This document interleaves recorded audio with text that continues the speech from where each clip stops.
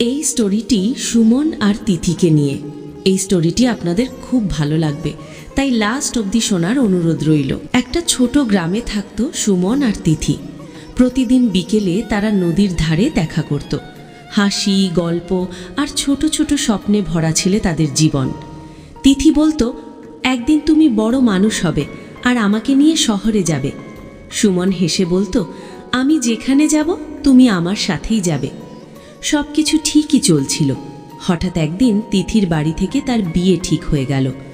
তিথি কাঁদতে কাঁদতে সুমনকে ফোন করল, আজ রাতেই চলে আই, না হলে আমি হারিয়ে যাব। সুমন বলল, একটু সময় দে, আমি আসছি।